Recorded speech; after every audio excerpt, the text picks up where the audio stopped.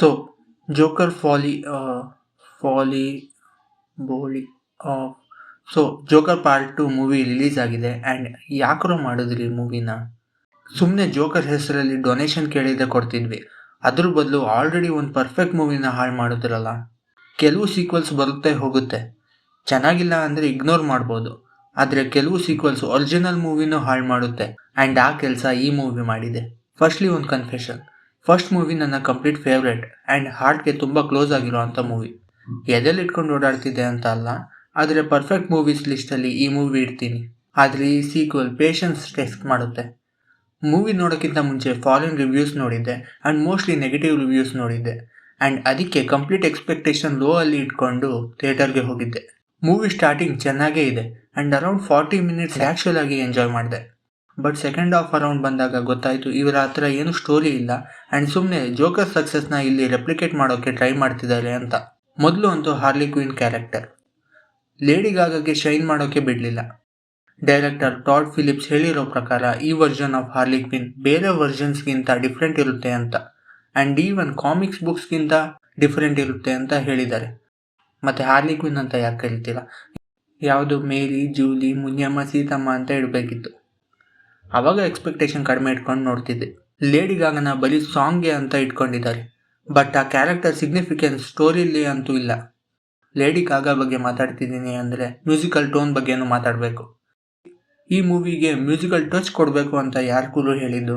Actual movie ಸ್ಟಾರ್ಟಿಂಗಲ್ಲಿ ಪ್ರಿಸನ್ನಲ್ಲಿ ನಡೆಯೋ song ಆಗಲಿ, ಈವನ್ ಜೋಕರ್ ಮ್ಯೂಸಿಕ್ನ ಡಿಫೆನ್ಸ್ ಮೆಕ್ಯಾನಿಸಮ್ ಆಗಿ ಯೂಸ್ ಮಾಡ್ಕೊಳ್ಳೋದಾಗಲಿ ಚೆನ್ನಾಗಿ ಪ್ರೆಸೆಂಟ್ ಮಾಡಿದ್ದಾರೆ. ಬಟ್ ಆಲ್ಮೋಸ್ಟ್ ಕ್ಲೈಮ್ಯಾಕ್ಸಲ್ಲಿ ಕಂಪ್ಲೀಟ್ ಅನ್ನೆಸೆಸರಿ ಸಾಂಗ್ ಇಟ್ಟಿದ್ದಾರೆ.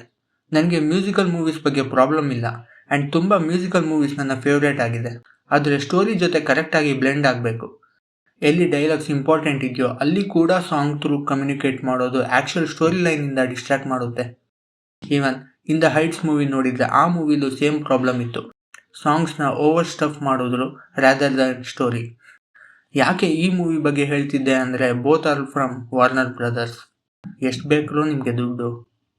ಸೊ ಪ್ರೀ ಕ್ಲೈಮ್ಯಾಕ್ಸಲ್ಲಿ ಸಾಂಗ್ ನಡೆಯುವಾಗ ನನ್ನ ಥಿಯೇಟರಲ್ಲಿ ಇದ್ದವರು ಎಲ್ಲರೂ ಟ್ರೋಲ್ ಮಾಡ್ತಿದ್ರು ಆ ಸೀನ್ನ.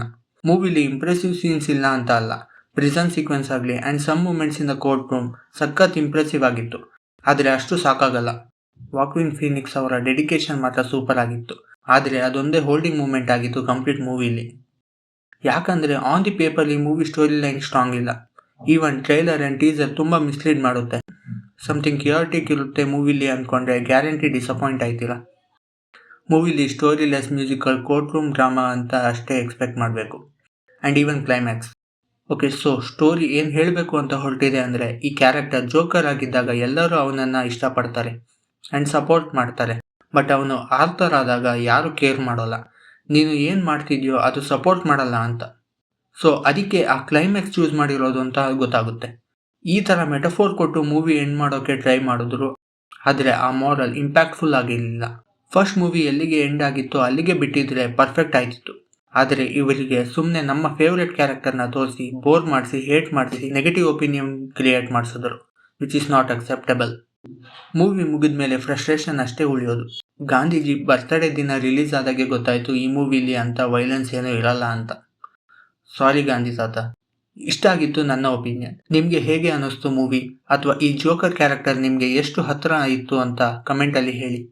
ವಿಡಿಯೋ ಇಷ್ಟ ಆದರೆ ಲೈಕ್ ಮಾಡಿ, ಇಷ್ಟ ಆಗಿಲ್ಲ ಅಂದರೆ ಡಿಸ್ಲೈಕ್ ಮಾಡಿ. ಏನಾದರೂ ಕಂಪ್ಲೇಂಟ್ಸ್ ಇದ್ದರೆ ಕಮೆಂಟ್ಸಲ್ಲಿ ಹೇಳಿ. ಜೋಕರ್ ನೋಡಿ ಸ್ವಲ್ಪ ಸ್ಮೈಲ್ ಕಡಿಮೆ ಆಗೋಗಿದೆ. ನೀವು ಸಬ್ಸ್ಕ್ರೈಬ್ ಮಾಡಿದ್ರೆ ವಾಪಸ್ ಬರ್ಬೋದೇನೋ. ಮುಂದಿನ ವಿಡಿಯೋದಲ್ಲಿ ಸಿಗೋಣ. ಟಾಟಾ.